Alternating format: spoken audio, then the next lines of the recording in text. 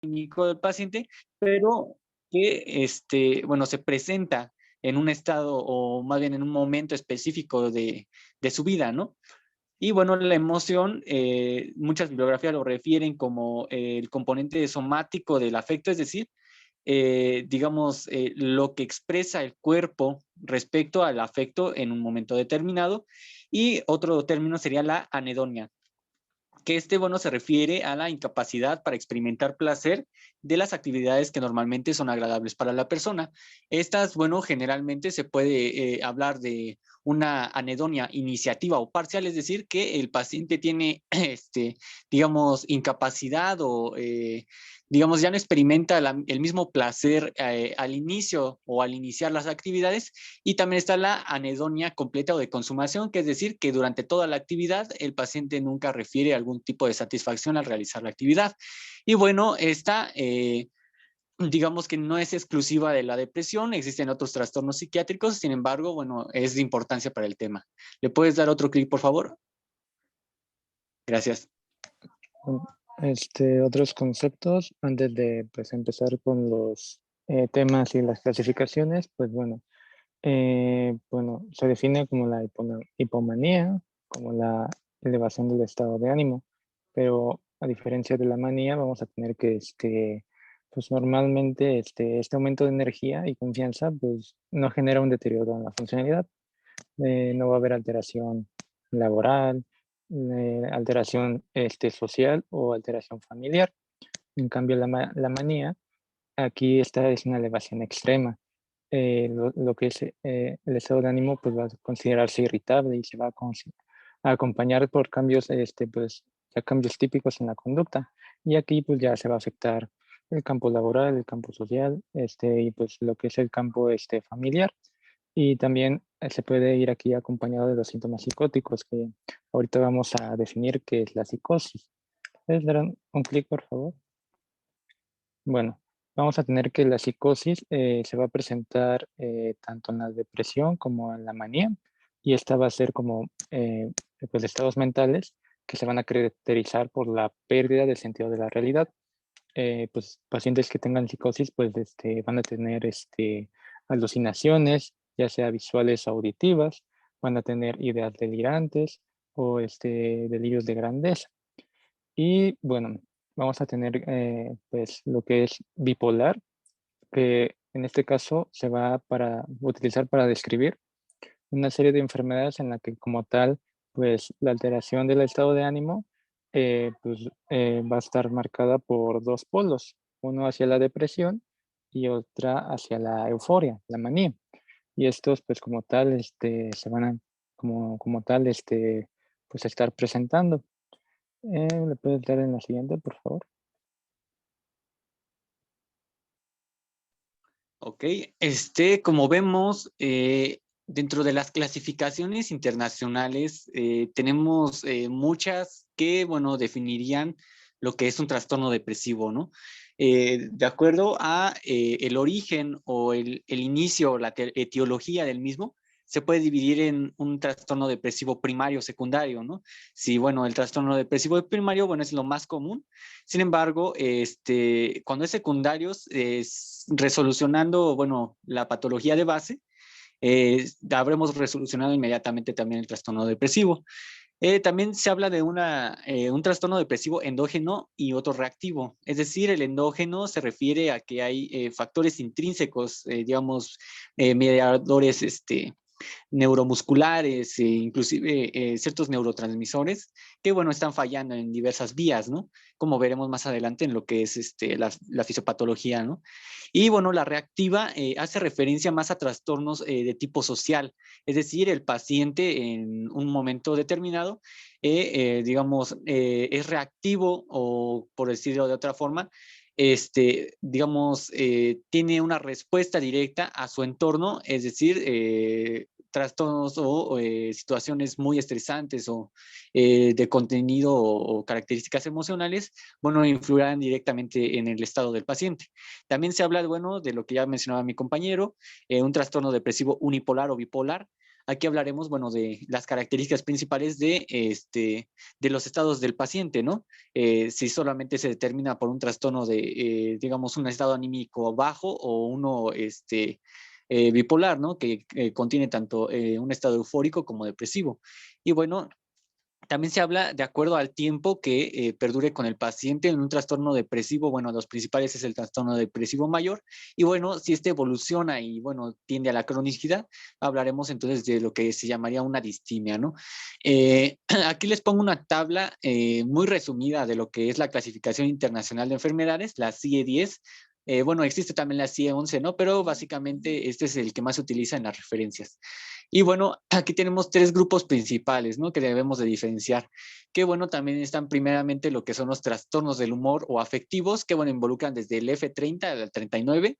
Y entre estos trastornos del humor está el trastorno depresivo mayor, del cual, bueno, dividimos en dos partes, ¿no? Lo que es el episodio depresivo, es decir, un evento único o un trastorno depresivo recurrente o persistente.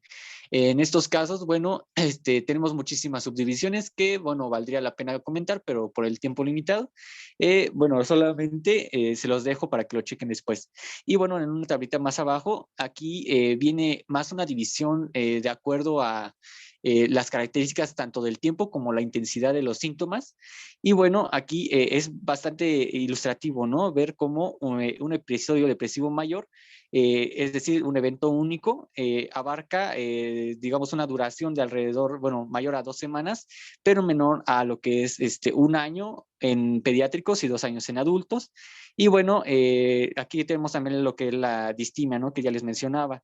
Y bueno, cuando es un depresivo, pero tiene, digamos, una intensidad de síntomas menores, bueno, sería un episodio depresivo menor.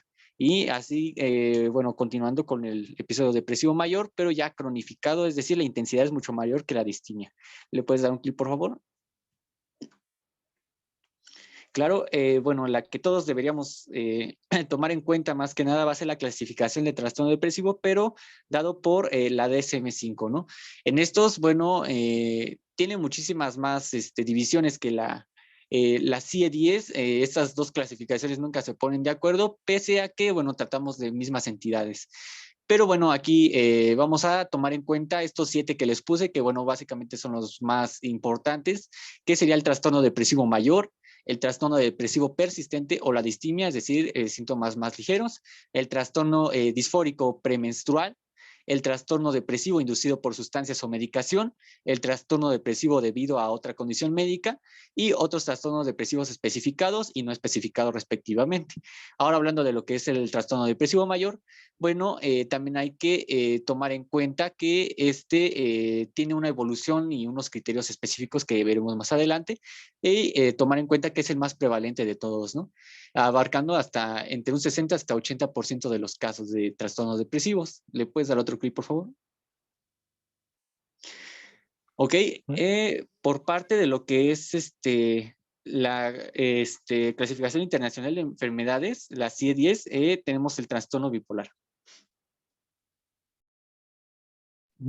Bueno, aquí vamos a tener que, nada más para pues, conocerlo, cómo es que las divide el CIE-10, pues va a abarcarte el F31 y también tomando en cuenta que se va a tomar a la bipolaridad, o bueno, los síntomas bipolares en el F34, que son los trastornos del humor afectivo persistentes.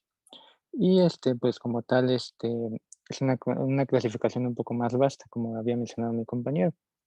Le puedes dar un clic, pero como vamos a ver en el DSM-5, va a tener una ligera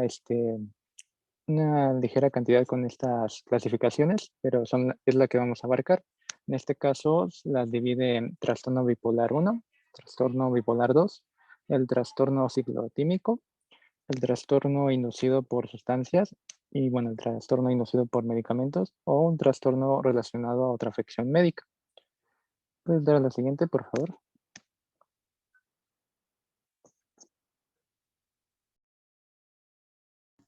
¿Ok? De acuerdo a lo que es la epidemiología respecto al trastorno depresivo, vamos a ver que el trastorno depresivo mayor es la 11ª causa de discapacidad y mortalidad en el mundo, ¿no? Eso es demasiado importante tomando en cuenta que, bueno, entonces una cantidad importante de la población está afectada por este trastorno, ¿no?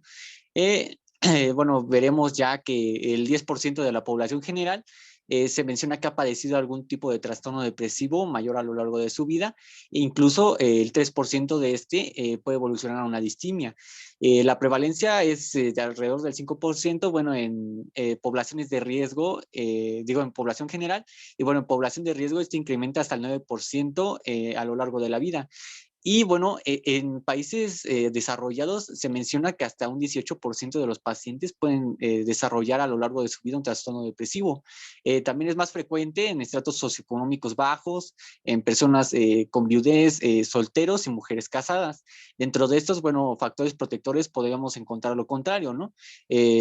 Personas con hijos, personas con pareja, estratos socioeconómicos más estables, pero que no lleguen a, digamos, estratos socioeconómicos más altos. También tenemos un mayor rango de riesgo situado entre una edad de 45 y 25 años, teniendo una media, bueno, de aproximadamente 30 años. Se menciona que es más común en pacientes jóvenes, sin embargo, bueno, los datos siempre son inconsistentes, ¿no? Y bueno, hay algo muy interesante aquí, que la relación es de 2 a 3 en relación, bueno, del sexo masculino y el femenino, es decir, las mujeres padecen mucho más el trastorno depresivo. Y bueno, esto se debe a diversos factores, ¿no? Que las mujeres normalmente se preocupan un poquito más por su salud mental y bueno, son bueno, el funcionamiento de las mujeres en general tiende a ser un poco más emocional. Entonces, en este aspecto, tienen en evidencia, ¿no? Factores sociales que le permiten dilucidar sus emociones de cierta forma, en la cual, bueno, buscan mejor atención médica que los hombres. Y bueno, también se toma en cuenta que la relación, digamos, del trastorno depresivo mayor es mayor en mujeres, sin embargo, las consecuencias de este trastorno, es decir, la tasa de suicidios, es mucho mayor en hombres que en mujeres, entonces hay que tomar en cuenta estos factores, ¿no? ¿Le puedes dar otro clic, por favor? En el caso del trastorno bipolar, se menciona que a nivel mundial hay una prevalencia del 1%. Y si la dividimos de acuerdo pues, a la clasificación del DSM-5, se menciona que el trastorno bipolar 1 abarca de 1,6% y la relación entre hombres y mujeres pues, es la misma, afecta en igual medida. Y en el caso del trastorno bipolar 2, tiene menor prevalencia y se menciona que hay una mayor afectación en mujeres. Y en los trastornos sindromáticos, que puede abarcar lo que son los trastornos ciclotímicos, abarca hasta una prevalencia aproximada de 1,4%. Se menciona que la edad media de comienzo es alrededor de los 20 años. Y con respecto a México, se menciona que como tal, a lo largo de la vida va a tener una prevalencia del 1,9%. Y bueno, la edad de riesgo pues va a estar pues en relación con la edad mundial. Se menciona entre los 18 y 29 años, llegando aquí también pues ser la tasa, ser la edad pues con más riesgo de suicidio también. ¿Puedes dar en la siguiente, por favor? Bueno, tanto el trastorno depresivo como el trastorno bipolar, van a compartir ciertos factores de riesgo. Bueno, de los más importantes se mencionan los antecedentes heredofamiliares. Se menciona que si pues, hay una carga genética familiar, pues, pues existe una probabilidad alta en que pues, los hijos puedan llegar a padecer estos trastornos, ya sea depresivo o bipolar. Se menciona que también pues el estrés, los eventos estresantes durante la vida, ya sea lo que es el duelo, trastornos del sueño, pues problemas conyugales, pueden llegar a aumentar el riesgo de desarrollar algún trastorno depresivo o bipolar. También se menciona lo que es el embarazo, ya que también pues existe la depresión postparto. Y bueno, algunas patologías que llegan a alterar pues directamente a lo que es el sistema nervioso central, la esclerosis múltiple, lo que es el consumo de alcohol o drogas, ya que también pues llegan a alterar lo que son las vías monoaminérgicas y llegan a ser susceptibles estos pacientes a estos trastornos. También el daño cerebral traumático eh, pues llega a generar pues daños en estas vías también. Los trastornos de ansiedad, al generar también un estrés de manera crónica, igual puede llegar a predisponer estos trastornos. El TDAH también se ha mencionado que aumentan el riesgo en padecer estos padecimientos, ya que también se tienen una fisiopatología un poquito similar, ya que pues también se están alterando las vías monoaminérgicas en estos pacientes. Y además de que pues uno de esos factores pues es pues, si no un mal desarrollo o un daño cerebral durante pues la infancia, lo cual pudo haber generado pues estas alteraciones en las vías monoaminérgicas. Y bueno, la medicación con corticosteroides, porque como tal estos también llegan a afectar pues a nivel pues a nivel cerebral, a nivel de la amígdala y de otros sistemas involucrados con las emociones, pues pueden llegar a generar estos trastornos tanto depresivo y bipolar. ¿Puedes dar en la siguiente, por favor? Bueno, ya como complementando un poquito lo que dijo mi compañero, también hay que hablar un poco de los factores protectores, ¿no? Dentro de los principales vamos a tener lo que ya mencionábamos, ¿no? Tener hijos, un soporte social, ¿no? Este es el más importante de todos en cuanto a factores protectores. También ciertas creencias religiosas, ¿no? Es irónico que las personas católicas se suicidan mucho menos que las personas ateas, ¿no? Bueno, hablando ahora bien de entrada de lo que es el trastorno depresivo, bueno, vamos a partir primero de lo que es su significado, ¿no? El término depresión, bueno, proviene principalmente de la expresión premeré o de premeré, que, bueno, significa como tal empujar o oprimir hacia abajo, ¿no? Es decir, hace alusión al estado anímico del paciente, que es muy decaído, ¿no? En pocas palabras. Y bueno, dentro de estos vamos a hablar que los trastornos depresivos son una serie de padecimientos que engloban, bueno, un estado anímico bajo y, bueno, tiene una evolución mayor a 2 semanas, ¿no? También, bueno, dentro de otros criterios que tomemos más adelante, ¿no? El primero que describió los trastornos depresivos, bueno, se encuentra o bueno, se le atribuye a Hipócrates, ¿no? Que bueno, lo conocía principalmente como la melancolía, ¿no? Él no tenía la palabra trastorno depresivo, ¿no? Él lo refería como la melancolía, ¿no? Y dentro de esto, él mencionaba que era por una falla en los 4 humores, ¿no? Y el más importante sería una falla en lo que es la bilis negra.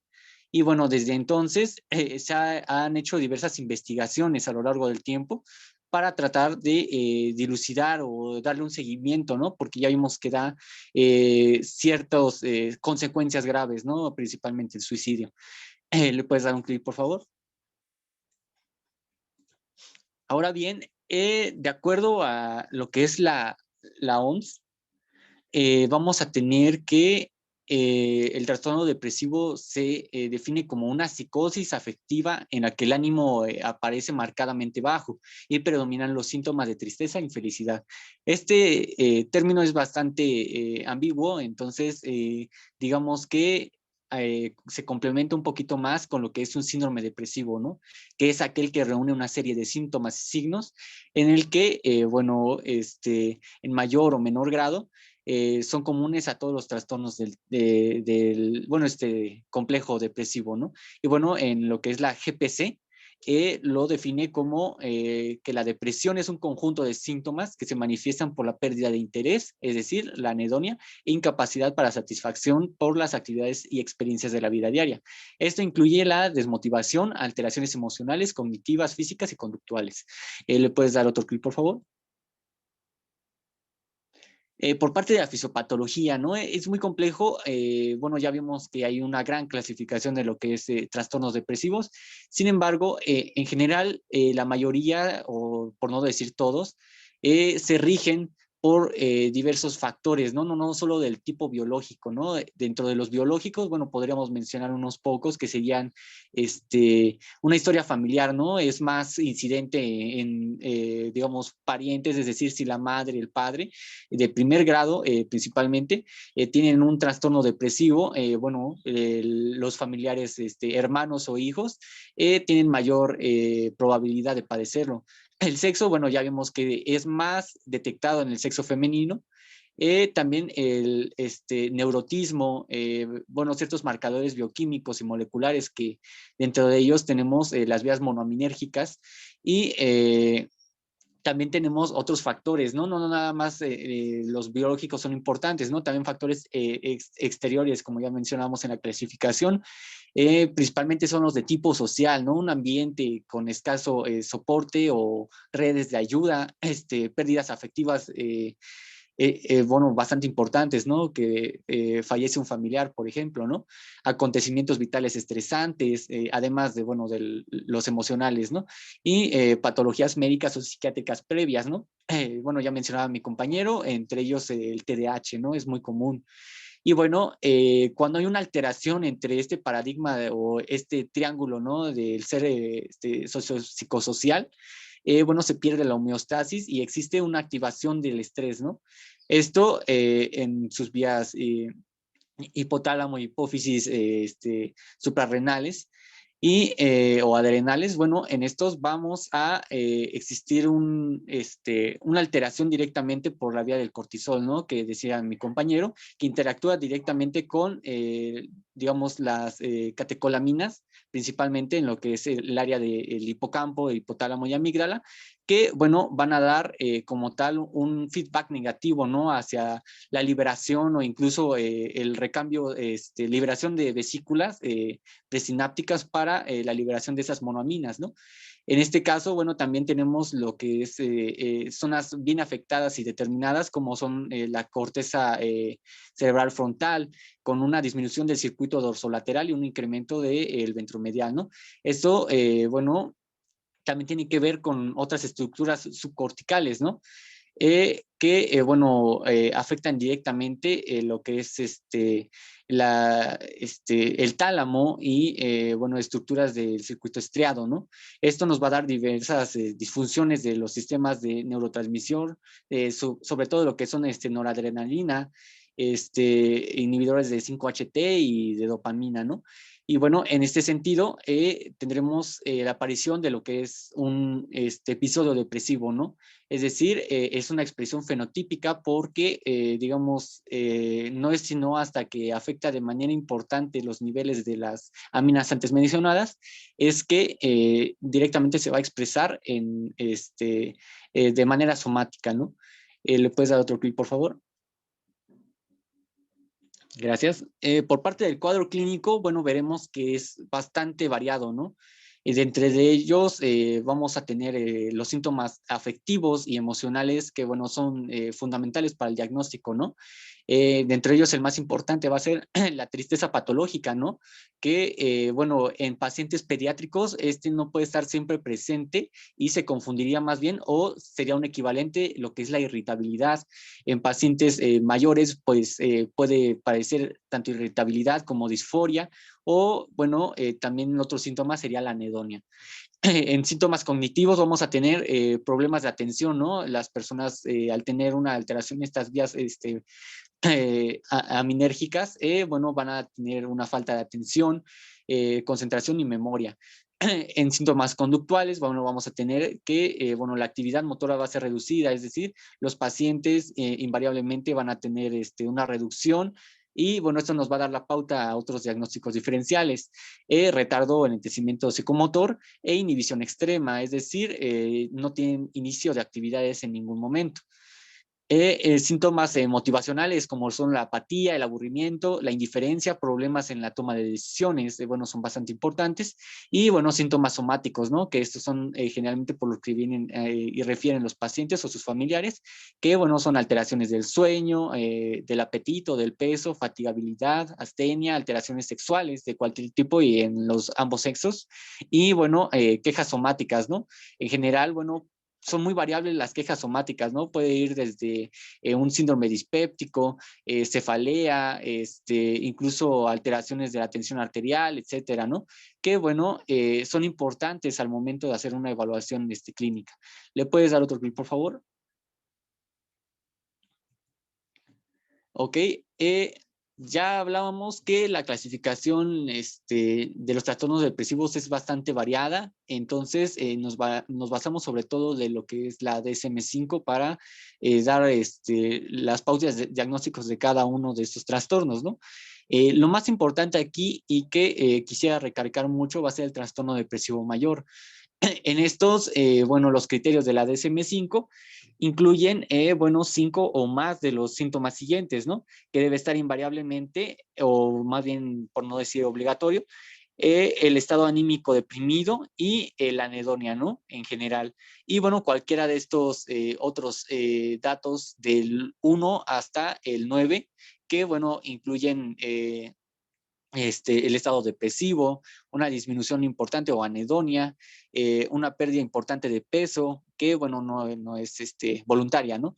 Insomnio o hipersomnia, ¿no? Es decir, trastornos del sueño, agitación o retraso psicomotor, es decir, enlentecimiento general, fatiga o pérdida de energía, sentimiento de inutilidad, es decir, el paciente siente que ya no tiene sentido seguir vivo, y de esto, bueno, incluye también los intentos de suicidio, ¿no? Y pensamientos o ideaciones suicidas, y también, bueno, disminución de la capacidad para pensar o concentrarse, y bueno, los pensamientos que ya mencionábamos, ¿no? Y además de todos estos, tenemos que hacer una evaluación de la disminución de la capacidad para, los síntomas tienen que tener algún efecto en la vida del paciente, es decir, tienen implicaciones tanto laborales como familiares en la vida del paciente, escolares, y además a esto nunca se va a atribuir que sean efecto de ciertos fármacos o de alguna patología extra. Es decir, el trastorno depresivo es un diagnóstico de descarte y diferencial, ¿no? Entonces, en estos casos, todos los trastornos depresivos se tiene que indicar si es un episodio único o, bueno, ya transcurrido de manera recurrente, ¿no? Y también indicar el nivel de gravedad, es decir, si los síntomas son muy marcados o son apenas perceptibles, ¿no? ¿Le puedes dar otro clic, por favor? Bueno, por parte del trastorno depresivo persistente y, bueno, que lo clasifica la CIE-10 como una distimia. En este caso, bueno, tenemos estos criterios, ¿no? Que, bueno, presentan básicamente los dos primeros, que serían el estado depresivo anímico y, bueno, la anedonia, ¿no? Y, bueno, además, dos de los siguientes, ¿no? Que sería pérdida o aumenta del apetito, insomnio, hipersomnia, falta de energía, etcétera, ¿no? Datos que ya hemos mencionado antes. Y bueno, lo que se diferencia del trastorno depresivo mayor en episodio único sería que el periodo o los datos se refieren desde hace 2 años en el caso de los adultos y de 1 año en niños y adolescentes. Además, de lo que hayamos mencionado, ¿no? Que no se le atribuye a ninguna otra patología, que que sea un diagnóstico que no se pueda explicar de alguna otra forma y que no haya existido nunca un episodio maníaco, etcétera, ¿no? Y también hay que tomar en cuenta que los equivalentes de la distimia parten directamente de la intensidad de los síntomas, como ya hemos mencionado, ¿no? ¿Le puedes dar otro clic, por favor?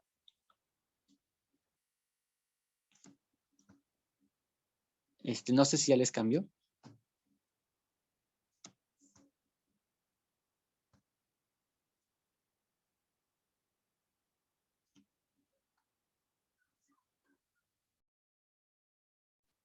Sí, ya.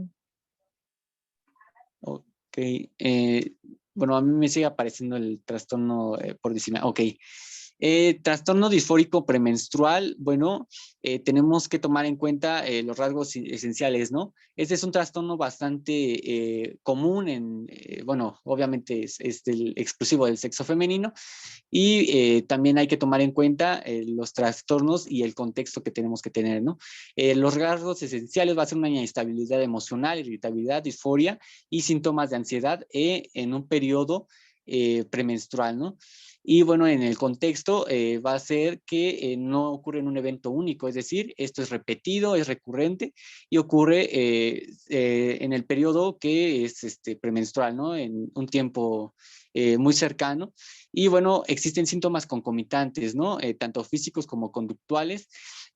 Háblese, por ejemplo, alteraciones del sueño, de peso, conductuales como actividad motora reducida, etcétera, ¿no? Lo que ya hemos mencionado anteriormente. Y rasgos adicionales, ¿no? Eso es bastante importante porque nos ayuda a dar la pauta del diagnóstico diferencial, que, bueno, básicamente estos deben estar presentes durante al menos un año y, bueno, no deben ser provocados por otras patologías y debe tener un efecto sobre la vida del paciente. ¿Le puedes dar otro clic, por favor?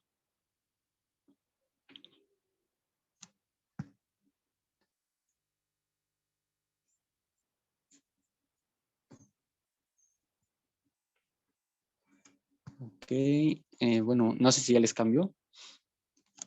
Ok. En cuanto al trastorno depresivo inducido por sustancias o medicación, bueno, este tiene solamente tres criterios importantes y, bueno, este debe de atribuirse, bueno, los síntomas depresivos ya antes mencionados, asociados a lo que es la ingesta o inyección o inhalación o, bueno, cualquier otro medio de administración o consumo de sustancias, ¿no? Y, bueno, debe estar marcada la anedonia del paciente en todas o casi todas las actividades. Es decir, no solamente son las que involucran un placer al paciente, sino en todas las actividades. Persistencia sintomática depresiva, que, bueno, estaba más allá de la educación, de la duración prevista para el medicamento. Y, bueno, generalmente estos síntomas se disminuyen o desaparecen al suspender la medicación, ¿no? ¿Le puedes dar otro clic, por favor? Y bueno, otros trastornos depresivos, como el trastorno depresivo debido a otra condición médica, bueno, este va a cumplir como un periodo persistente y destacado de ánimo depresivo, anedonia y, bueno, en casi todas sus actividades. En otros trastornos depresivos especificados, bueno, los síntomas depresivos que manifiesta el individuo no cumplen con los criterios requeridos para diagnosticar algún otro de los antes mencionados. El trastorno depresivo no especificado, bueno, cuando los síntomas que manifiesta el individuo no cumplen con ninguno de los criterios anteriores y que tampoco sea de tipo específico, bueno, se le va a dar esta atribución. En cualquiera de todos estos casos, los síntomas, bueno, causan un malestar clínicamente significativo y deterioro social laboral en las áreas importantes de la vida del paciente. Y, bueno, por parte del trastorno depresivo debido a otra condición médica, tenemos que ahondar en lo que es la etiología principal, ¿no? De por qué se da este trastorno, ¿no? Y, bueno, en otros trastornos depresivos especificados, bueno, se debe de dar este diagnóstico solamente cuando ya se tienen situaciones en las que el médico va a tratar de especificar el motivo por el cual no se cumplen los criterios anteriores y también ya hizo una evaluación descartativa de cualquier otro padecimiento. ¿Le puedes dar otro clic, por favor?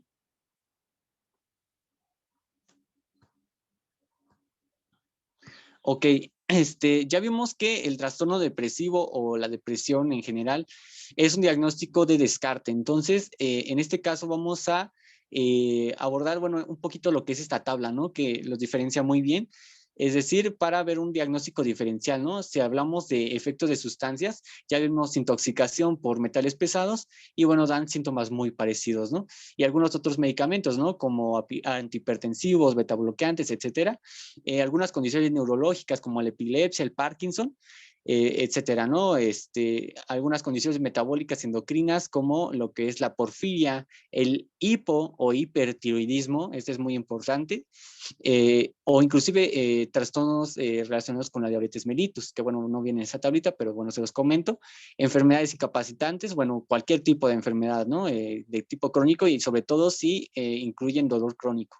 infecciones como inclusive una gripe, neumonías virales, etcétera, sobre todo por los síntomas somáticos, ¿no? Que ya mencionábamos, enfermedades autoinmunes como lupus o artritis reumatoide y cualquier tipo de cáncer, ¿no? En general, pero hay que destacar sobre todo el cáncer de páncreas, gastrointestinal, renal y de hipófisis. Y bueno, otros síndromes clínicos que pueden confundirse con el diagnóstico de depresión mayor estarían el trastorno de ansiedad, las reacciones normales al duelo, es decir, normalmente estos pacientes tienen un estado anímico bastante deteriorado, entonces se puede confundir mucho. También el trastorno del sueño, etcétera, ¿no? Y muchos otros trastornos o padecimientos que podrían confundirse con un síndrome o trastorno depresivo. ¿Le puedes dar otro clic, por favor? Ok. Por parte del tratamiento, aquí se los traté de resumir lo más que se pueda. Y bueno, esto generalmente el trastorno depresivo se puede diagnosticar con relativa sencillez. Sin embargo, bueno, hay que, bueno, si es posible, derivarlo a un especialista y con base en esto, bueno, vamos a tener el tratamiento específico y dirigido, ¿no? En este aspecto, bueno, vamos a tener en cuenta que el tratamiento generalmente es ambulatorio, a no ser que cumpla ciertos criterios de hospitalización. Y bueno, estos factores que indican un ingreso hospitalario incluyen el riesgo de suicidio, la presencia de síntomas psicóticos, el rechazo a la alimentación y la existencia de una enfermedad médica grave concomitante a la depresión, ¿no? Bueno, el objetivo del tratamiento en general va a ser lograr la remisión total de los síntomas y restaurar la funcionalidad del paciente, es decir, que trate de volver a su vida cotidiana de manera normal. También vamos a tener un tratamiento de tipo, como en casi todas las enfermedades, farmacológico y no farmacológico, ¿no? En el tratamiento no farmacológico, aquí cabe mencionar que la psicoterapia ha demostrado que en relación al tratamiento farmacológico tienen los mejores resultados, ¿no? En cualquier situación. Bueno, en cualquier variante del trastorno depresivo.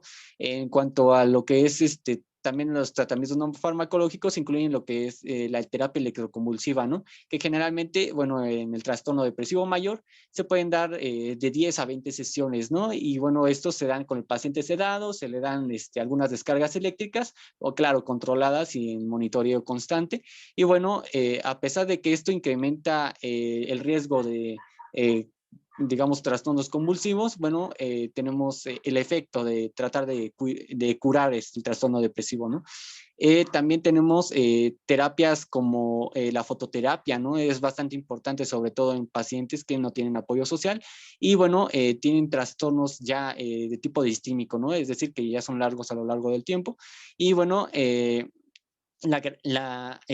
agriptina, no, la agripnia, que, bueno, se refiere a que dejamos al paciente que no pueda dormir mucho tiempo y, bueno, con la restricción del sueño, se ha visto mejores resultados en los trastornos depresivos, ¿no? Y, bueno, otros tratamientos como la estimulación magnética transcraneal, la estimulación del nervio vago y la estimulación cerebral profunda, bueno, siguen en investigación, pero bueno, tienen resultados muy prometedores. En el tratamiento farmacológico, es muy importante mencionar que no nada más es en primera instancia y ya no nada más se deja al paciente el fármaco. No, pues en se trata en 3 etapas, ¿no? En etapa aguda, en etapa de continuación, en etapa profiláctica, bueno, ya continua de prevención y mantenimiento. ¿Le puedes dar un clic, por favor?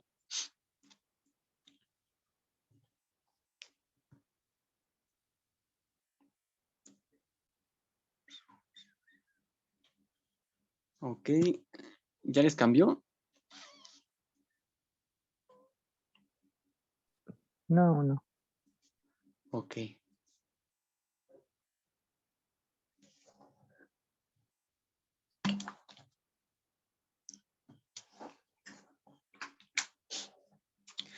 Está bien, por lo que es el tratamiento farmacológico, se le da principalmente en casos de moderados a severos en cuanto a la intensidad de los síntomas, ¿no? En estos, bueno, la fase aguda se prolonga hasta lograr la remisión clínica, es decir, llega el paciente, la diagnosticamos y, bueno, damos una terapia inmediata, ¿no? Que tiende a durar alrededor de más de 2 meses, ¿no? sin resultados significativos. Esto principalmente se debe a que, bueno, pese a que se pueden inhibir de manera rápida las vías, bueno, directas de las catecolaminas, bueno, las vías dopaminérgicas tienden a tratar, bueno, a tardar un poquito más, ¿no? Puede durar desde mes y medio, 2 meses, o inclusive no tener ningún resultado hasta pasados los 3 meses. Entonces, hay que explicarle al paciente de manera directa que el tratamiento va a ser muy tardado en mostrar efectos directamente. Una vez que, bueno, ya se remiten los síntomas iniciales, vamos a dar una terapia de continuación. Esta, bueno, incluye 6 meses después de la recuperación inicial y después de todo esto vamos a dar también un tratamiento profiláctico. Esto en casos específicos, ¿no? Sobre todo en pacientes que ya tuvieron intentos de suicidio o tuvieron múltiples recaídas, se mencionan más de 3 en lo largo de su trastorno, o bueno, tras haber alcanzado la recuperación en general del último trastorno. Y bueno, se dice que en la fase aguda estos tratamientos farmacológicos son eficaces desde un 60 hasta un 80% de los casos y bueno, deben extenderse de 6 a 12 meses en etapa de continuación después de la remisión de los síntomas.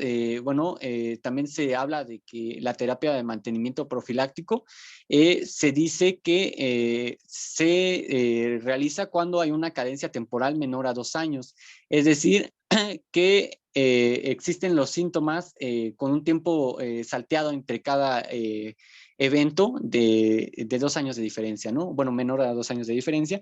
Y bueno, aquí les presento un pequeño esquema que encontré en un libro bastante interesante que menciona cómo es que es el ciclo de recuperación del paciente, ¿no? En cada una de estas etapas. ¿Le puedes dar otro clic, por favor? Bueno, por parte de lo que es el tratamiento farmacológico, bueno, aquí tengo una imagen que explica todos los medicamentos en general, cómo es su mecanismo de acción, ¿no?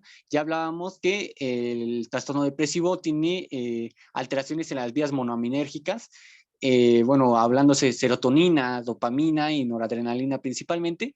En estos casos, bueno, se sabe que los medicamentos antidepresivos sí estimulan o bloquean ciertos canales o lo que ustedes quieran, pero no sabe a ciencia cierta cómo es que funciona, ¿no? O sea, nada más se sabe que hacen este trabajo, pero no se sabe cómo regulan directamente el estado emocional del paciente.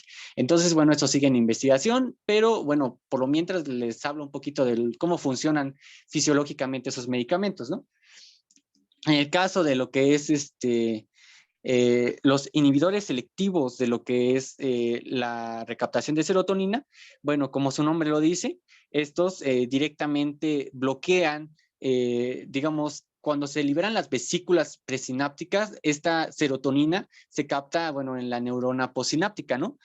Y bueno, hay ciertos canales que retoman esa serotonina y la reingresan al sistema presináptico para degradarlo directamente por la enzima MAO, ¿no? La monoamino oxidasa, que, bueno, va a degradar este sistema.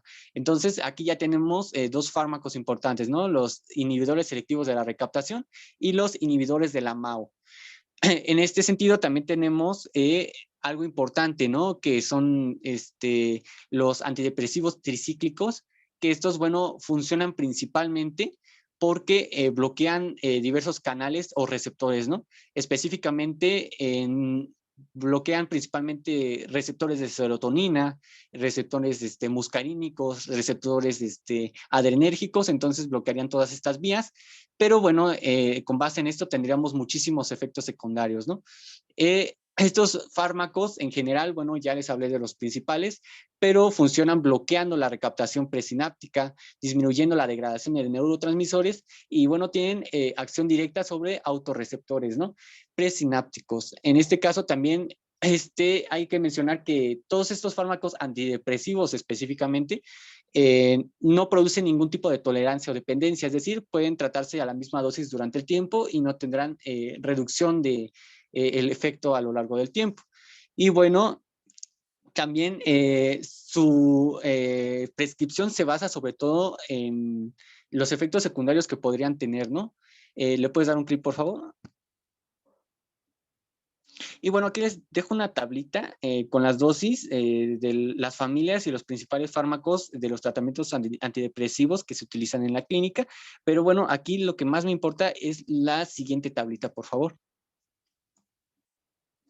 Aquí, bueno, ay, es que aquí se las dejo muy resumida, los efectos secundarios de cada uno de estos, ¿no? Solamente mencionar que los antidepresivos tricíclicos son los menos recomendados y es, por no decir que ya casi no se usan, a pesar de que tienen efectos contra los trastornos depresivos muy similares a los inhibidores de la recaptación de serotonina, pero bueno, por los efectos secundarios que puedan tener, sobre todo el síndrome anticolinérgico, es que estos fármacos se están dejando en desuso cada vez más, ¿no? Y los inhibidores de la MAO hay que tener en cuenta que, bueno, estos incrementan el riesgo de un síndrome serotoninérgico cuando se combinan con inhibidores selectivos de la recaptación de serotonina. Y bueno, los de preferencia siempre van a ser los ISRS, ¿no? Los inhibidores de la serotonina. Y bueno, otros antidepresivos, aquí les dejo la tablita para que lo tomen en cuenta para más tarde. ¿Le puedes dar otro clic, por favor? De acuerdo al pronóstico, es bastante importante mencionar que más del 50% de los pacientes con trastorno depresivo mayor tienden a la cronicidad, es decir, pese al tratamiento y todo lo que le demos al paciente, el trastorno puede evolucionar tanto a un trastorno depresivo mayor crónico como una distimia. Entonces, en este sentido, hay que explicárselo al paciente en todo momento, y bueno, tomar en cuenta siempre que el riesgo de suicidio es 20 veces mayor en la población con trastornos depresivos que en la población general. Entonces hay que tomar en cuenta esto a la hora de tratar a este tipo de pacientes. Tiene una mortalidad de alrededor del 2.2 al 8.6% en el primer intento de suicidio. Es decir, aunque es un poco bajo, hay que tomarlo en cuenta siempre, ¿no? Y del 47 al 69% de los pacientes con depresión tienen ideaciones suicidas independientemente del tratamiento. Y bueno, aquí comentarles que el 10 de septiembre es el Día Mundial para la Prevención del Suicidio. ¿Le puedes dar otro clic, por favor? Bueno, ahora vamos a empezar con el trastorno bipolar. Este como tal, pues se va a caracterizar por dos o más episodios en los cuales el humor va a estar pues alterado. Y vamos a definir alterado cuando pues va a haber un episodio con humor elevado y un aumento de la energía y la actividad. En este caso puede ser hipomanía o manía. Y va a haber pues otro episodio en donde pues el humor se va a encontrar bajo, va a haber disminución de la energía y de la actividad. En este caso pues nos referimos a la depresión. ¿Puedes dar en la siguiente, por favor? Bueno, como fisiopatología, pues vamos a tener que pues la carga genética, se han identificado pues gran cantidad de genes, pero solamente por esa gran cantidad, pues, pues aquí les coloco pues los cromosomas, donde generalmente se llegan a tener pues mutaciones en este trastorno. También se van a tener lo que es un imbalance en los neurotransmisores, principalmente lo que es la serotonina, dopamina y noradrenalina, ya que como tal, pues la dopamina y noradrenalina se involucra más con lo que es en las alteraciones que generan la manía y la serotonina, pues las alteraciones que llegan a generar la depresión. Y también se menciona que pues, va a haber un neurocircuito anormal, en este caso se refiere al circuito límbico talámico cortical. Y este circuito pues, va a estar utilizando generalmente los neurotransmisores que había mencionado. Y debido a esa alteración en el circuito, pues va a generar pues pues, una disminución del control emocional. Pero bueno, también hay que tomar en cuenta que lo que es el abuso de drogas, estrés y patologías que lleguen a generar alteración en el sistema nervioso central también pueden eh, pues desarrollar este trastorno bipolar. Ya que hay una disminución del control en este circuito emocional, pues como tal, pues no va a haber una homeostasis emocional. En este caso, pues va a haber una oscilación entre los estados de ánimo cuando los neurotransmisores, principalmente dopamina y noradrenalina, se encuentren pues, elevados, pueden llegar a generar pues, manía y hipomanía. Pero cuando pues, hay una alteración de nuevo, y en este caso pues, disminuye la serotonina, pues va a estar generando lo que es la depresión. Y pues en este caso, pues va a estar oscilando. Y puede también llegar a haber momentos de eutimia, en donde pues el paciente no se encuentra ni maníaco ni depresivo. ¿Puedes dar en la siguiente, por favor?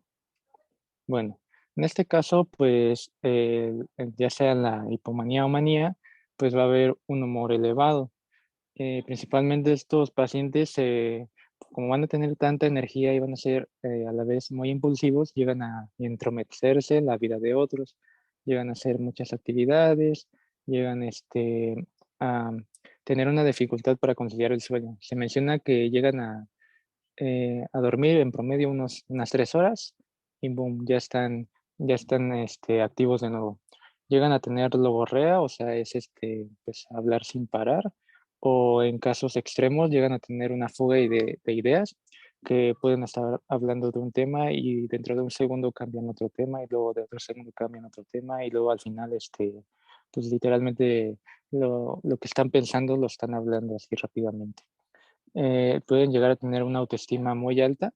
En la hipomanía se menciona que esto, pues, los pacientes en vez de perjudicarles, les llega a mejorar pues la calidad de vida, aunque en la manía ya se llega a delirios de grandeza, aquí ya como tal, pues ya se está saliendo de su realidad y ya está teniendo pensamientos pues donde se está saliendo mucho de la realidad.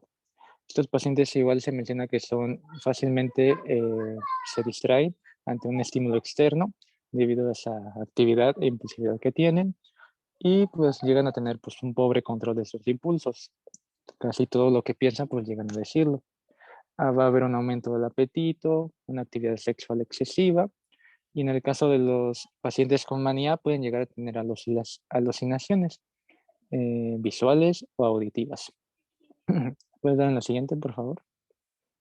En el caso de la depresión, bueno, son los que ya mencionó mi compañero, un humor disminuido o como tal anedonia, que ya es la disminución del placer en lo que antes le gustaba.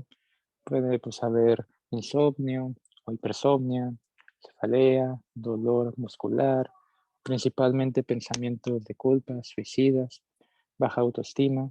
Y pues aquí podemos ver que es el caso contrario pues de la manía, la hipomanía.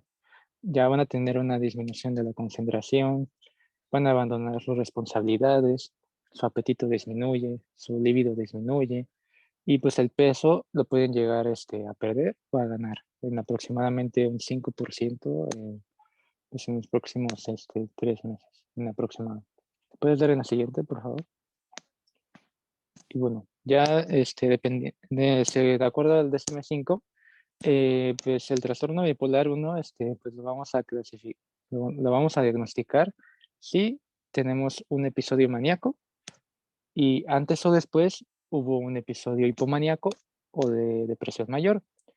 En este caso, pues el episodio maníaco que el estado de ánimo eufórico elevado tiene que durar como mínimo una semana y debe ser casi todo el día o todos los días. Y además de la clínica que había mencionado, algo importante es que les va a perjudicar en la vida diaria, las relaciones sociales, trabajo, e incluso pueden llegar hasta a requerir hospitalización. Y otro rasgo importante es que ya tienen rasgos psicóticos, alucinaciones, delirios. Y a diferencia de la hipomanía tiende a durar mínimo como 4 días consecutivos y aquí pues no se afecta pues la calidad de vida y realmente no requiere hospitalización.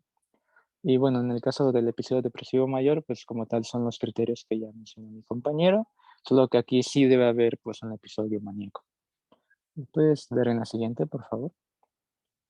Y bueno, en el caso del trastorno bipolar 2, se menciona que debe haber un episodio hipomaníaco y ya sea actual o pasado, y un episodio de depresión mayor, ya sea actual o pasado. Y aquí, pues como tal, la euforia debe ser mínimo 4 días, no afecta el estado de calidad de vida, no requiere hospitalización. Y en el del depresivo mayor, como tal, pues la clínica de anedonia o estado deprimido habitual. y como tal, pues lo importante que se estén culpando habitualmente, tengan ideas frecuentes de suicidio o que ya se lo estén incluso planificando. Y bueno, además del episodio hipomaníaco. ¿Me puedes dar en la siguiente, por favor?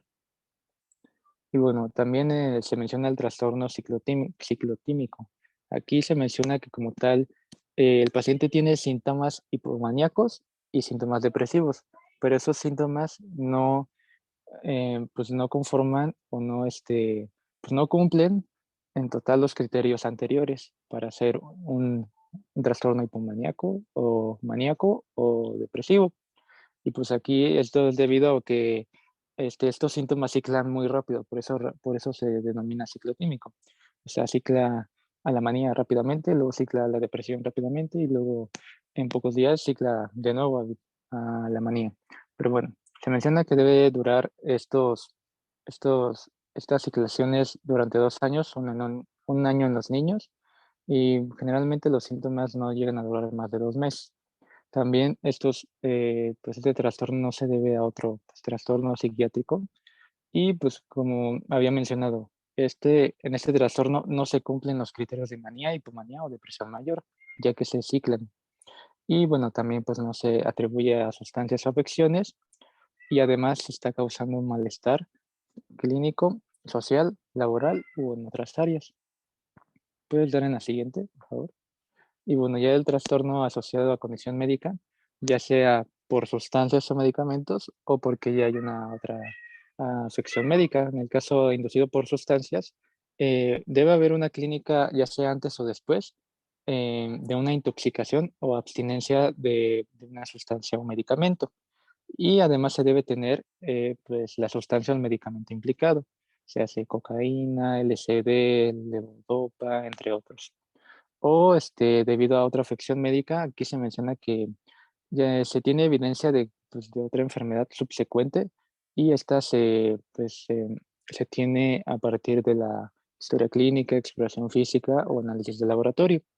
Además de que pues, no cumple con pues, los criterios de otro trastorno, no se produce en un curso de delirium, que ahorita lo vamos a mencionar más adelante, y pues además causa un malestar clínico y deterioro pues, en varias áreas de la calidad de vida. ¿Puedes dar en el siguiente, por favor?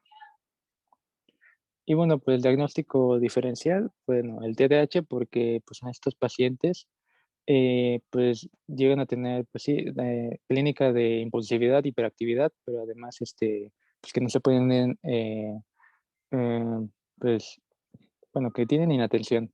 Y pues en este caso, pues se diferencia con lo que es pues el trastorno bipolar, porque aquí en el TDAH, pues sí, hay euforia, pero es limitada. Hay eutimia. Y bueno, lo que es el sueño no está alterado en el TDAH y la sexualidad igual se puede encontrar normal. Lo que es la presión del lenguaje, o sea, la logorrea de hablar muy, muy, muy rápido, o la fuga de ideas, pues se encuentra ausente. Los delirios de grandeza o ese aumento de autoestima no están en TDAH y pues, los síntomas psicóticos tampoco están en el TDAH. Hipertiroidismo e hipotiroidismo, esto pues se confirma con las pruebas tiroideas, se hace que están elevados las hormonas tiroideas o disminuidas. En la esclerosis múltiple, pues como tal, esto, pues a partir de pues, datos por resonancia magnética y pues aquí, pues otros datos como pues el líquido cefalorraquídeo o un síndrome de Cushing, que en este caso pues se debe hacer es, un examen en cortisol de orina o otras pruebas que lleguen a medir lo que es el cortisol. ¿Puedes ver en la siguiente, por favor? Ya como tratamiento, pues de manera no farmacológica, pues la psicoterapia, principalmente pues como ayudante, ya que pues se va a requerir de un tratamiento farmacológico. Vamos a tener la terapia cognitivo-conductual, que pues como tal busca pues la modificación de la cognición y también se busca reducir la disfunción del estado de ánimo. Una terapia interpersonal y del ritmo social, ya que pues, principalmente para mejorar las relaciones sociales, ya que pues en la manía y en la depresión se pueden llegar a deteriorar. Y lo que es la psicoterapia centrada en familia, porque como tal una red de apoyo familiar es muy importante y mejora pues mejora el pronóstico y pues y disminuye las recidivas y remisiones. ¿Me puedes dar en la siguiente, por favor? Bueno, pues también lo que es la psicoeducación, decirle al paciente que tiene, ya sea clínica de alerta de que el tratamiento no funciona, o sea, que vuelve a su clínica maníaca o depresiva, o también decirle los efectos secundarios de los medicamentos, como los que ya mencionó mi compañero. Pues también que estos pacientes deben evitar el consumo de sustancias, se hace alcohol, se hace otras drogas. Y también deben tener pues, un patrón de sueño pues regular. Deben tenerlo porque como tal se llega a alterar en el trastorno bipolar. Y en caso de que queramos involucrar a la familia, pues primero pedirle consentimiento al paciente. Y bueno, también se le recomienda ejercicio, pues como tal para eh, pues mejorar el estado de salud y también lo que es minimizar el estrés. ¿Puedes dar en la siguiente, por favor? Y ya como tratamiento farmacológico, pues la base son los estabilizadores del humor o del estado de ánimo. El régimen es algo similar a lo que mencionó mi compañero. Se empieza con un tratamiento agudo, luego un tratamiento de mantenimiento. Pues el principal pues, es el litio. El litio pues actúa afectando pues, segundos mensajeros. Se menciona la vía de la fosfolipasa, se menciona que esta va a estar muy activa en la manía y pues la vía de la adenil ciclasa, sensible a noradrenalina, que también puede llegar a disminuir esta clínica bipolar. Y también se menciona que llega a tener pues llega a sustituir a lo que es el sodio, por eso las altera. Si un paciente se intoxica, puede llegar a generar manifestaciones nerviosas periféricas, que ahorita las vamos a mencionar. Los antipsicóticos, que son pues como tal, principalmente utilizados cuando la bipolaridad predomina la manía. Estos van a antagonizar los receptores de 2 de la dopamina y algunos pueden llegar o si no es que la mayoría, antagoniza receptores de histamina, antimuscarínicos y alfa-1. Bueno, se utilizan más los de segunda generación porque estos también tienen un efecto anti receptor 5-HT, que es de la serotonina y puede llegar a generar pues mejoría en lo que en los síntomas depresivos. Y los antiepilépticos, como son la carbamazepina, el ácido valproico, también se han visto que mejoran los síntomas de la bipolaridad, pero como tal aún no se conoce su mecanismo de acción en el trastorno bipolar. ¿Puedes dar en la siguiente, por favor? Bueno, ahí tenemos para el manejo agudo cuando es manía o hipomanía, cuando esta predomina actualmente. Principalmente habíamos mencionado el litio. También se puede dar un antiepiléptico como el ácido valproico o antipsicóticos como la senapina, quetiapina, aripiprazol, risperidona. Y algunas literaturas mencionan que se pueden combinar, como lo es el litio con algún antipsicótico o el ácido valproico con pues, un antipsicótico, pero no podemos combinar un antipsicótico con otro antipsicótico. ¿Le puedes dar en la siguiente, por favor? El tratamiento de segunda línea, bueno, está la carbamazepina, que es igual un antiepiléptico, la olanzapina, la ciprasidona, el haloperidol o incluso también se puede combinar lo que es el litio y el ácido valproico. Y lo que ya había mencionado también mi compañero, lo que es la terapia electroconvulsiva, que solamente se utiliza en casos que el tratamiento farmacológico no funciona. Y pues como tal vamos a estar induciendo pues una convulsión y para mejorar lo que son los síntomas agudos. ¿Me puedes dar en la siguiente, por favor? Bueno, cuando es bipolaridad, pero predomina en este caso la depresión, se menciona que aquí se deben dar otro tipo de medicamentos. En este caso, la GPC menciona lo que es la lamotrigina o incluso lo que es el litio. Y ya otros fármacos que podrían mejorar los síntomas depresivos en la bipolaridad es la quetiapina, la lurasidona, que es otro antiepiléptico. Y de segunda línea se menciona pues, el ácido valproico. Algunas literaturas también mencionan que se pueden utilizar antidepresivos, pero deben estar combinados con medicamentos estabilizadores del ánimo, ya que como tal, si le damos un antidepresivo a un bipolar, pues lo que vamos a hacer es aumentarle ese estado de ánimo y le podemos generar pues una manía, una hipomanía. Y bueno, pues también se pueden utilizar pues la terapia electroconvulsiva. ¿Puedes dar en la siguiente, por favor? Y bueno, ya en caso de que pues es un trastorno ciclotímico, o sea, pues ni es manía, hipomanía y eso, pero pues tienen los síntomas, pues se recomienda acenapina, aripiprazol, olanzapina, que estos tres son antipsicóticos de segunda generación, carbamazepina o ácido valproico. Y bueno, de manera de mantenimiento se recomienda lo que es la quetiapina, el litio y la olanzapina. En este caso, la GPC recomendaba más lo que era el litio y la carbamazepina. ¿Puedes dar en la siguiente, por favor?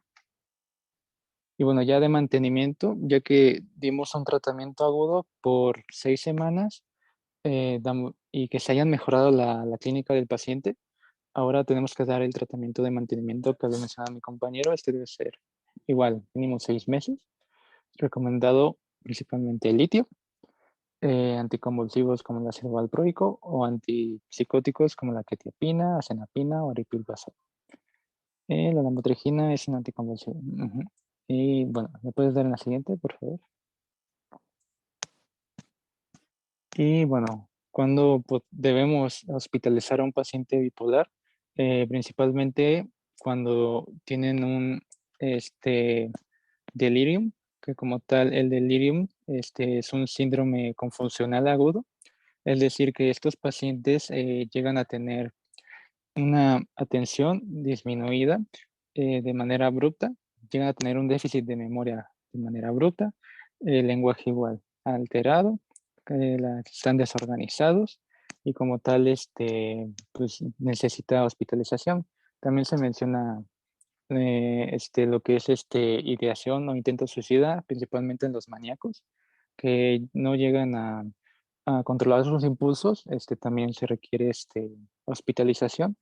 Lo que es abstinencia o intoxicación de sustancias, comportamiento violento, catatonía, que como tal va a ser un síndrome psicomotor, que bueno, va a tener una clínica muy variada, pero principalmente pues va a tener lo que es las funciones cerebrales bajas, pero va a presentarse con síntomas musculares, de rigidez muscular. Va a haber mutismo, o sea, el paciente pues va a estar callado, pero literalmente vas a ver cómo se mueve ahí. Y, y aunque tú le hables, no va a responder, se va a encontrar estuporoso, se va a encontrar, va a presentar lo que es una rigidez pasiva, o sea, va a adoptar posiciones en donde a pesar de que algo lo está limitando, se va a quedar así. Va a tener posiciones activas en contra de la gravedad, como podemos ver en la imagen, o pueden llegar a tener movimientos estereotipados, o incluso pueden llegar a responder, pero en forma de muecas, a responder palabras que les dice alguien, o nada más repiten los movimientos de otros. Y lo que es pues la psicosis severa, ya el paciente presenta alucinaciones, o sea, de visiones auditivas, ideas delirantes, o pues, también en el intento del suicidio. También ahí se le requiere hospitalización. ¿Puedes dar en la siguiente, por favor? Bueno, se mencionaba que también, pues como el litio es pues el tratamiento de elección para el trastorno bipolar, pues también se requiere un monitoreo de ya que como tal se puede haber una intoxicación de principalmente cuando se da este tratamiento pues así de manera accidental o cuando pues en pacientes hay una enfermedad renal crónica, ya que este medicamento se elimina por el riñón. O bueno, en estos casos se recomienda, después de dar el litio, un monitoreo cada semana por 6 semanas. En este caso se debe valorar el litio sérico. Se recomienda que los niveles sean menores a 0.8 y si están mayor a se recomienda que estén entre 0.8 a 0.2, ya que como tal, bueno, como tal en estos niveles ya puede haber un riesgo de intoxicación, pero si supera esto, ya como tal, ya el paciente ya puede estar intoxicado, pero se recomiendan niveles menores a 0.8 miliequivalentes sobre litro. Ya, además de este monitoreo, se recomienda un monitoreo de perfil tiroideo y ya que como tal, pues el litio eh, pues puede llegar a generar un hipotiroidismo subclínico.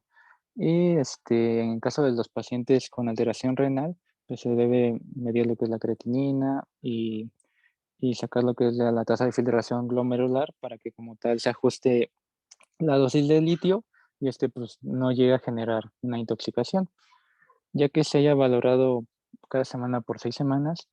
Luego se debe valorar cada 6 meses, excepto que un paciente sea de la tercera edad, tenga una alteración renal o tiroidea, tenga una mala adherencia al tratamiento o todavía siga teniendo síntomas, o en los pacientes en los que el litio llegue a mayor a 0.8 miligramos sobre litro.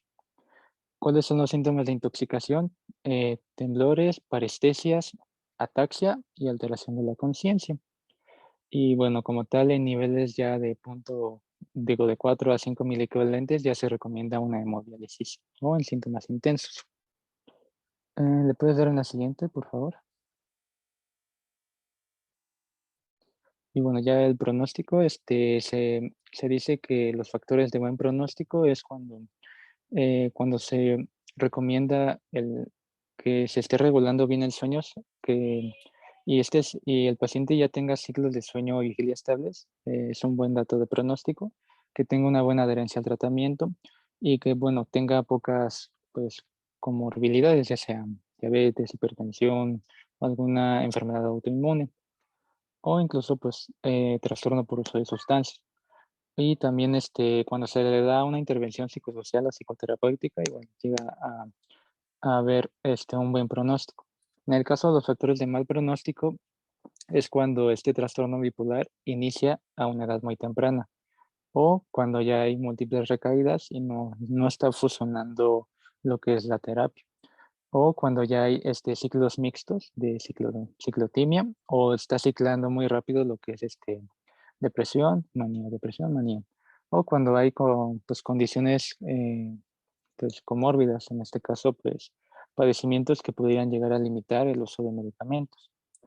Y se menciona que el trastorno bipolar, pues hay un riesgo pues, de recurrencia de 50% ya pasado un año el padecimiento y un 70% o superior a los 4 años de haber sido pues, tratado con este padecimiento. Y entre el 20 al 58% de estos pacientes pues va a tener un intento suicida. ¿Me puedes dar en la siguiente, por favor?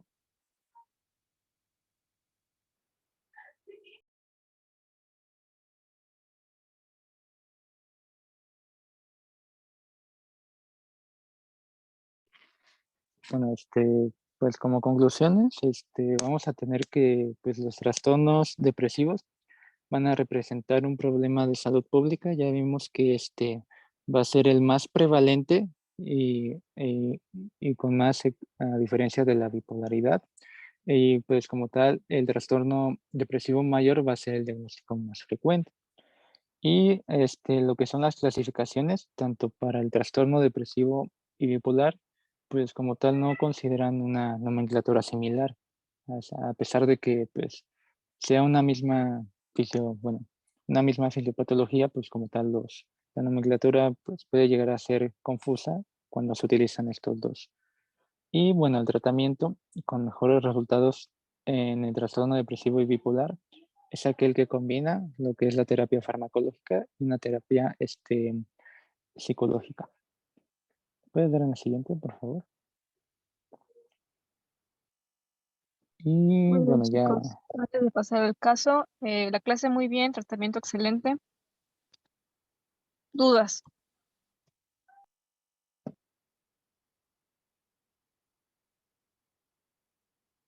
¿Ninguna? ¿Todo claro? Yo quería preguntarle algo, doctora. En nuestros casos, como personal de salud, la institución, pues, digamos, IMSS, ISSSTE, nos proporciona también asesoría psicológica. ¿Te refieres a ustedes si fueran trabajadores o como persona, o como estudiantes? Como trabajadores. Ok, como trabajadores, sí. O sea, digamos, tú como trabajador de cualquier institución pública tienes, o sea, tienes que estar afiliado y tienes derecho a cualquier consulta médica. Pero a nivel central, por así decirlo, dentro de tu área o tu hospital asignado, hay un área de psicología principalmente, no tanto psiquiatría. Primero te mandan a psicología y de acuerdo con la psicóloga se hace como un dictamen o una evaluación por un médico general, que sería en este caso en el IMSS, que es el CPTIMS, para que, digamos, dependiendo, digamos, haga como un escaneo rápido con los criterios que ustedes están dando y si sí considera necesario, se derive a psiquiatría. Digo, en esos en la forma pasiva. O en casos como fue con la pandemia, se instauró o se obligó que se fuera a terapia, digamos, semanal o cada 15 días al personal de salud que estaba entrando a COVID. Sino psicología, y si la psicóloga consideraba que requería apoyo psiquiátrico, se mandaba a psiquiatría.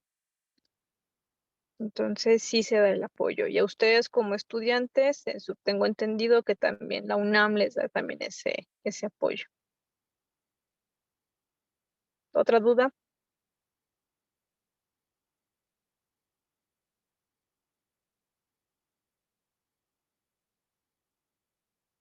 ¿Ninguna otra duda para que pasamos al caso clínico? Creo que no, doctora. Perfecto, pasamos al caso.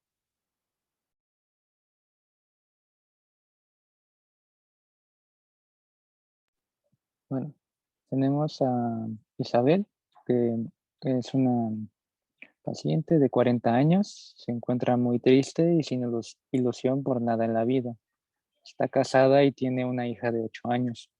Trabaja en la clínica de odontología de su hermano, que también es su jefe, realizando lo que son las tareas administrativas. Actualmente ha dejado de hacer todas las actividades agradables que antes le gustaban. Sus amistades, em, sus amistades aburridas de que no respondía a sus llamadas, han dejado de insistir en ella. Además, está teniendo problemas con su marido y con su hermano. Su marido se queja de que está continuamente triste, apática y llorando, y de que se ha desatendido a su familia, preocupándose fundamentalmente por su hija, quien no para de hacer preguntas acerca del estado de su madre. En cuanto a su hermano, ha comenzado a llamarle la atención porque dice que no está concentrada en su trabajo y que esto le está empezando a repercutir en sus labores, pues ella administra las citas inadecuadamente. Isabel siente mucha ansiedad al pensar en el trabajo porque el miedo que siente a realizar mal sus tareas hace que se quede bloqueada y que su hermano termine gritándole en frente a sus compañeros y pacientes. Todo esto hace que Isabel se sienta muy culpable e impotente porque es consciente de lo que está sucediendo, pero comenta que no puede hacer nada por evitarlo. ¿Puedes dar una siguiente, por favor? Ella refiere que desde que se levanta los lunes por la mañana, después de una noche de insomnio, se siente incapaz de afrontar otra semana laboral, presentando fatiga, tensión muscular, disnea, cefalea y se siente totalmente desesperanzada, pues no ve salida a su situación. Ya lleva mucho tiempo así. Le asaltan pensamientos de que así no puede seguir, que le van a arruinar la vida a su hija y que a todos los que la rodean, y que todos estarían mucho mejor sin ella. Ha tenido varios intentos de suicidio con pastillas. Los problemas de Isabel comenzaron hace aproximadamente 10 años, después de que el hombre de su vida la abandonara por otra. Desde entonces, y a pesar de que ha rehecho su vida con su actual marido, ha ido empeorando progresivamente y se siente tremendamente culpable. ¿Puedes dar en el siguiente, por favor? Bueno, ¿qué diagnósticos diferenciales tomarías en cuenta con Isabel en este caso? A. Reacciones al duelo. B. EPOC. C. Una anemia ferropénica. O D. Una esclerosis múltiple.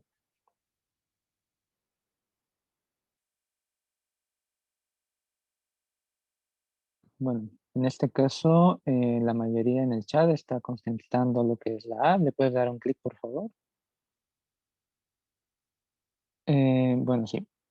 una de las pues, diferenciales frente a pues, lo que es los síntomas depresivos es ver si no es una reacción al duelo, solo que hay que tomar en cuenta que pues, el duelo no siempre pues, te llega a afectar en lo que es en lo que es en el estado del peso o, o llegar a tener pensamientos muy, muy suicidas, a diferencia de la depresión que sí, ahí sí hay mucha culpabilidad ante uno mismo. ¿Puedes estar en la siguiente, por favor? Bueno, de acuerdo con la clínica de Isabel, se le diagnostica con trastorno depresivo mayor. ¿Qué criterio no está presente en el cuadro referido? A, anedonia, B, fatiga, C, insomnio, D, pérdida de peso involuntario.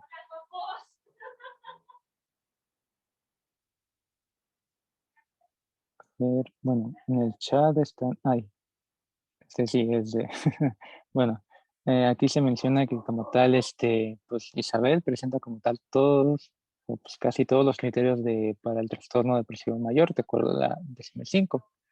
Pero pues bueno, no presenta pues la pérdida de peso involuntario, pero pues bueno, como tal no importa, ya que solo se requieren pues como mínimo 5. Bueno, 2 criterios obligados y mínimo 5 agregados. ¿Puedes dar en la siguiente, por favor? Bueno, ¿cuál sería la siguiente acción terapéutica a tomar? A, terapia cognitivo-conductual individual. B, hospitalización. C, manejo ambulatorio farmacológico. O D, terapia electroconvulsiva.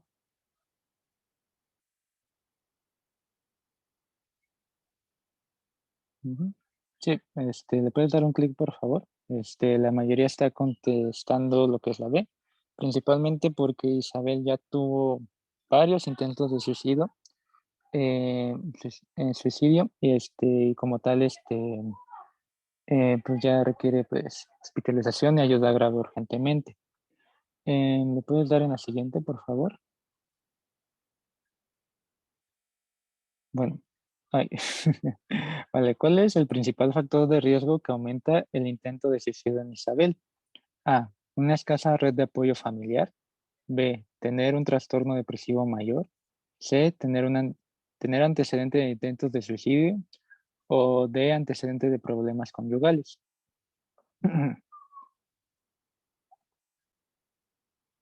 Te puedes dar ahora sí un clic. Sí, bueno, como tal, estos son factores de riesgo, pero el que más se ha denominado el más importante es que ya anteriormente haya tenido un intento de suicidio. Se dice que es 100 veces superior que una persona se suicide si antes ya tuvo un intento de suicidio. Y bueno, lo que es el trastorno depresivo mayor, pues nada más aumenta un 20 veces mayor lo que es el riesgo de suicidio, a diferencia de lo que es un intento previo. ¿Puedes dar en la siguiente, por favor? Y bueno, eso como tal sería todo. Muchas gracias. Excelente. Entonces creo que la próxima clase, ¿cuándo es el 23? No, El martes. el martes. Pero, les doy el horario, yo creo que el fin de semana para ver bien qué hora. Y ahorita le respondo a los que me mandaron una pregunta de psicosis, ¿vale? Pero bueno, se portan mal y disfruten su fin de semana. Gracias, doctora. Gracias, Gracias, doctora. doctora. Hasta luego. Gracias, doctora.